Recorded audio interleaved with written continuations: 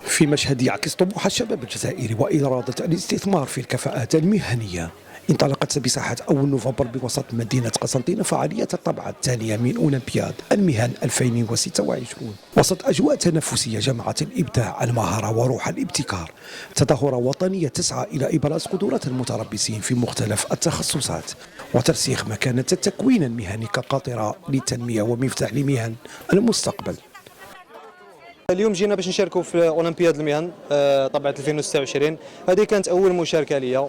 المنافسه كانت صافا، كانت يعني قويه، كان سوجي ابوردابل.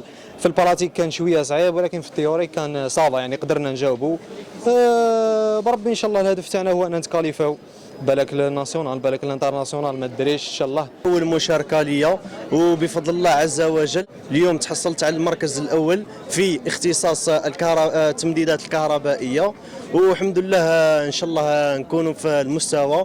كانت هناك منافسه شديده، الواحد يتمنى انه يكون قد المستوى، والانتقال ان شاء الله الجهوي والوطني ولما لا الدولي، ونشرفوا الولايه ونشرفوا المركز تاعنا.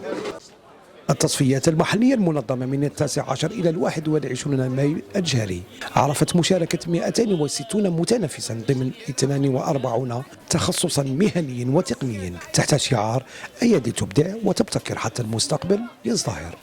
كما تهدف هذه المنافسة إلى اختيار أفضل الكفاءات للتأهل إلى المرحلة الجهوية في إطار استراتيجية الدولة الرامية إلى عصرنة منظومة التكوين وربطها بالاقتصاد الرقمي والمهن المستقبلية.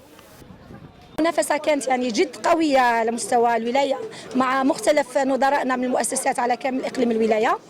الحمد لله حاولت كل مؤسسة إبراز ما لديها من كفاءات لشبابنا. الهدف الأساسي في الأولمبياد بصفة عامة هو التعريف بمختلف الاختصاصات الموجودة على كامل التراب الوطني ليس فقط محليا، والمشاركة تاعنا في هذا الأولمبياد ماذا بينا ننجحوا نتفوقوا على مستوى المحلي وكذلك الجهوي والوطني ولما لا دوليا. طبعا هذه كما قاعدين نشوفوها اولمبياد الولائيه في قسنطينه 2026 لاقت نجاح، يعني حتى لدرك ما شاء الله. وكما الطبعه السالفه اللي احنا شاركنا فيها في التنظيم ثاني في اولمبياد المهن وهران 2025 ان شاء الله تلاقى نجاح كما الطبعه السابقه ان شاء الله. اليوم اكيد اقولها وانا بكل ثقه انه نمتلك اساتذه اكفاء في قطاع التكوين المهني بالولايه، كذلك متربصين ومتمهنين عندهم كفاءة عالية.